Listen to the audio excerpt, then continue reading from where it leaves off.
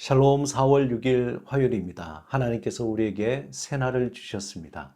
오늘도 하나님의 풍성하신 은혜가 함께 하시기를 주님의 이름으로 축원합니다. 이 시간 우리 하나님의 이름을 찬양하며 침묵으로 기도드리겠습니다. 여호와를 경외함으로 섬기고 떨며 즐거워할지어다.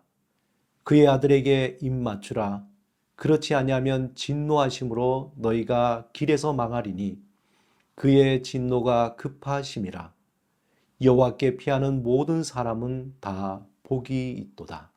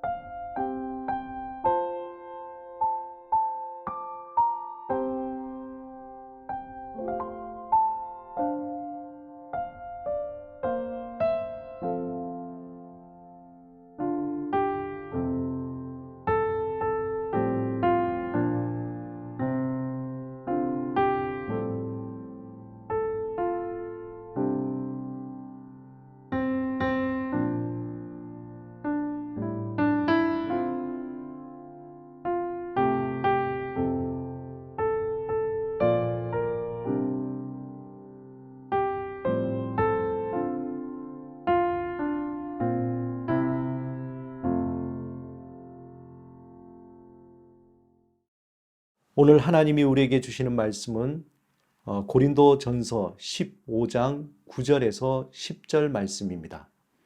오늘 이 말씀을 통해 하나님이 우리에게 주시는 음성을 듣겠습니다. 나는 사도 중에 가장 작은 자라. 나는 하나님의 교회를 박해하였으므로 사도라 칭함받기를 감당하지 못할 자니라. 그러나 내가 나 된 것은 하나님의 은혜로 된 것이니 내게 주신 그의 은혜가 헛되지 아니하여 내가 모든 사도보다 더 많이 수고하였으나 내가 한 것이 아니요 오직 나와 함께 하신 하나님의 은혜로라. 모든 기독교인들에게 가장 사랑받는 찬송가가 있다면 그것은 나 같은 죄인 살리신 영어로 Amazing Grace일 것입니다.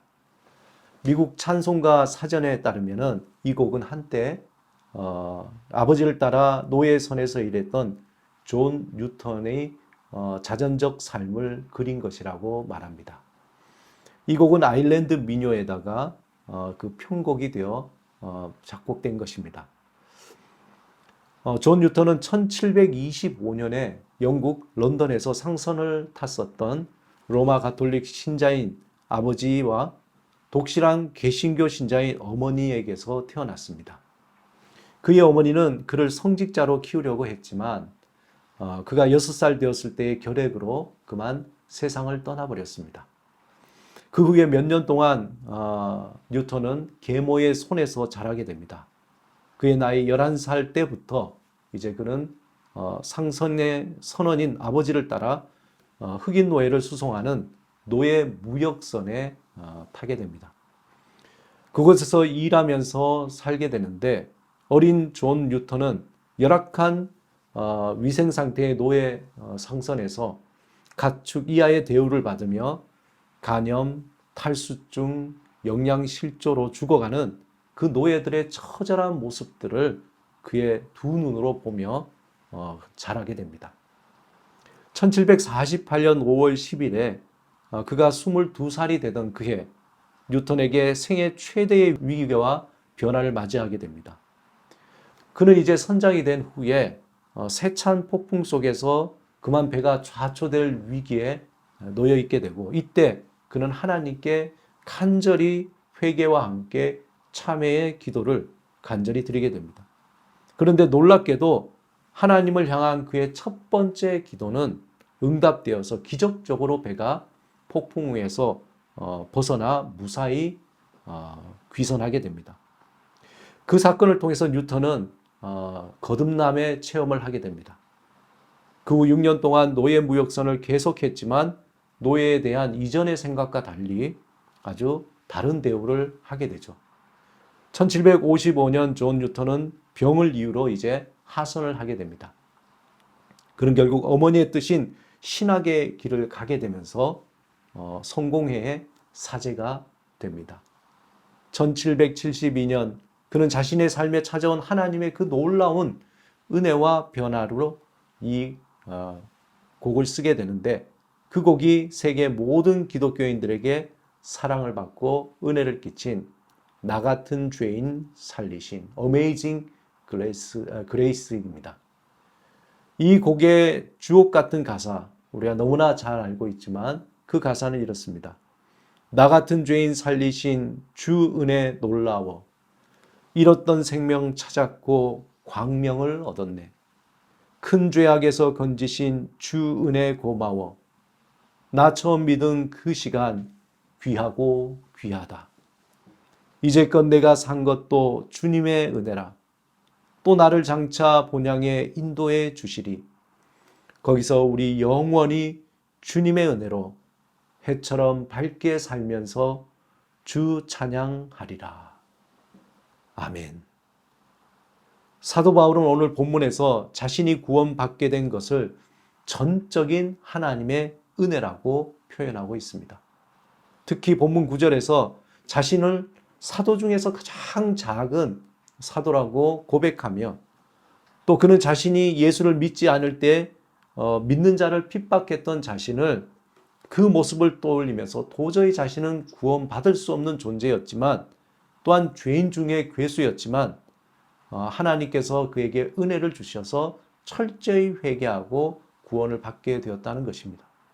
그가 누렸던 그동안의 종교적, 사회적인 어떤 그러한 안정감들, 그가 자랑했던 지식들을 이제 예수 그리스도 앞에서 아무런 가치 없는 것으로 그는 깨닫게 된 것입니다.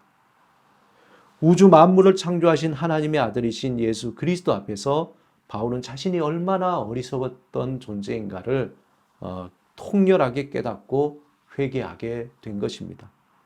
그러한 철저한 회개는 하나님의 전적인 은혜로 더 깊이 누리게 되었습니다. 본문 20절에 내가 나 된 것은 하나님의 은혜로 된 것이니 내게 주신 그의 은혜가 헛되지 아니하여 내가 모든 사도보다 많이 수고하였으나 내가 한 것이 아니요 오직 나와 함께 하신 하나님의 은혜로다. 그는 이렇게 고백합니다. 바울은 예수를 믿고 난 뒤에 그 누구보다도 헌신적인 복음 전도자였습니다. 배고픔과 메마짐과 죽을 고비를 넘겼지만 그는 복음을 전하고자 하는 그 열정은 누구도 꺾을 수 없었던 것입니다. 바울은 그러한 진한 수고와 헌신에도 불구하고 그 모든 것이 다 전적으로 하나님의 은혜다. 그렇게 고백하고 있습니다. 우리의 삶에서 고난을 겪을 때 하나님께 우리는 간절히 부르짖습니다. 그때 하나님은 크신 은혜로 우리에게 피할 길도 주시고 도움의 손길도 주십니다. 그런데 우리가 조금 잘 되거나 또 조금 가진 것이 있거나 조금 뭘 안다고 할 때에 우리에게 주셨던 그 하나님의 은혜를 망각하기 시작합니다. 우리를 구원하신 하나님의 은혜는 다 잊어버리고 마치 배은망덕하게 그러한 자처럼 모든 것이 자신이 잘나서 된 것으로 큰 착각에 빠질 때가 있습니다. 사랑하는 여러분, 이 시간 바울의 고백이 여러분의 고백이 되기를 원합니다. 존 뉴턴이 철저하게 하나님 앞에서 회개하고 하나님의 전적인 은혜를 누리고 감사하며 헌신한 것처럼 사도 바울이 자신이 옛사람을 배설물처럼 여기고 그 모든 것을 다 버리고 복음을 전하기 위해 자신의 모든 삶을 헌신한 그 헌신처럼 우리도 하나님 앞에서 겸손함으로 감사함으로 살아야 할 것입니다. 하나님의 은혜를 전심으로 구하고 겸손하여 성실한 믿음이, 그 믿음이 우리를 더 깊은 하나님의 은혜를 경험하게 할 것입니다. 나 처음 믿은 그 시간 귀하고 귀하다. 라고 고백하며 찬송하는 우리의 믿음이 우리를 세상의 헛된 소망과 유혹과 또한 거짓에 빠지지 않도록 우리의 큰 방패가 될 것입니다. 오늘도 하나님의 그 은혜를 기억하고 감사하며 성실하게 살아가는 하루가 되시기를 주님의 이름으로 축원합니다. 다 같이 기도하겠습니다. 주님, 우리에게 주신 구원의 은혜를 날마다 기억하게 하옵소서. 우리에게 주신 말로 다할 수 없는 주의 은혜와 사랑이 얼마나 큰지 우리의 삶 가운데서 알게 하옵소서. 예수 그리스도의 이름으로 기도드립니다. 아멘.